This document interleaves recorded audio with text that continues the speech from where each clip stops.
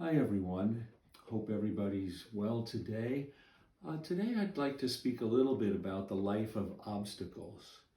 You know, in the Judeo-Christian tradition, we tend to pray to saints and sages to get us out of trouble. We all do this. And in the Hindu tradition, they have a little different way of looking at this. So many of you may have heard of Ganesh or Ganesha, who is the Hindu deity, the provider and remover of obstacles. And what I love about that is obviously Ganesh brings us obstacles and removes them. And so what does this say? It tells us that obstacles are teachers. That doesn't mean we like them anymore, but obstacles are teachers. And once we've learned what it is we are to learn, then the obstacle removes itself. Or our perception changes, the way we see changes, and what we thought was an obstacle was really a perceptual problem. And it really wasn't an obstacle in the first place. Either way, we come to learn, which is archetypal, that what's in the way is the way. Now, over the years, everywhere I go to find replicas of Ganesh, Ganesh appears as an elephant with four hands very often, and it has great memory. And I have a collection of Ganeshas. One day, I just gather them wherever I go. One is from Boulder, from New York City. My wife Susan has gotten me several of them. And one day Susan came in and said, "Oh, I see you're collecting Ganeshas." Well, I hadn't realized I was. I think they're collecting me. But I want to tell one mythic story about Ganesh, and this one has it. You'll notice that one of his tusks is broken off and held in his hand.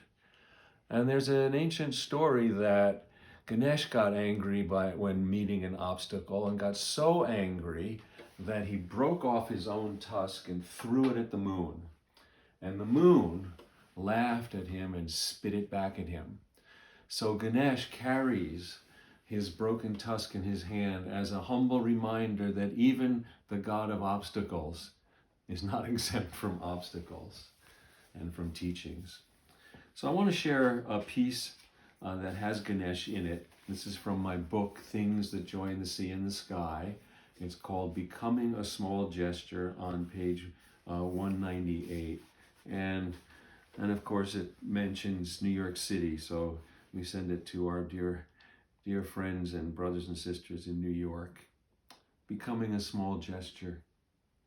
Maybe all my sufferings have been carving me into a statue of Ganesh that someone will find in the next life in a small store in New York when they rush in to get out of the rain.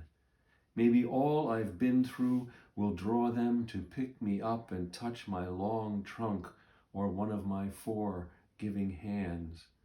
And though they can't afford to take me home, they might circle the store 3 times before putting me on their credit card.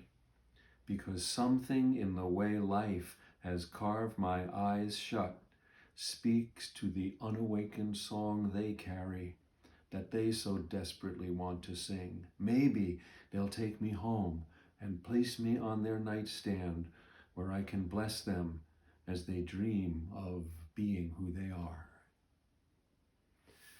So I hope you can be open to obstacles as teachers in this time, and I hope you can keep growing in place. We'll see you soon. Let's highlight some of your Let's look at statues. a few of them.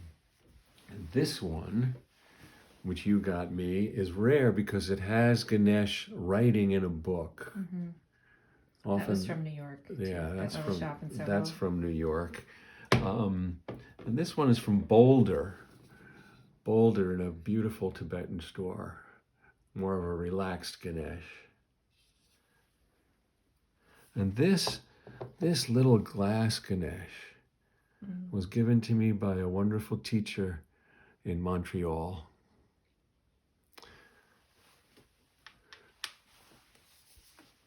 Be well.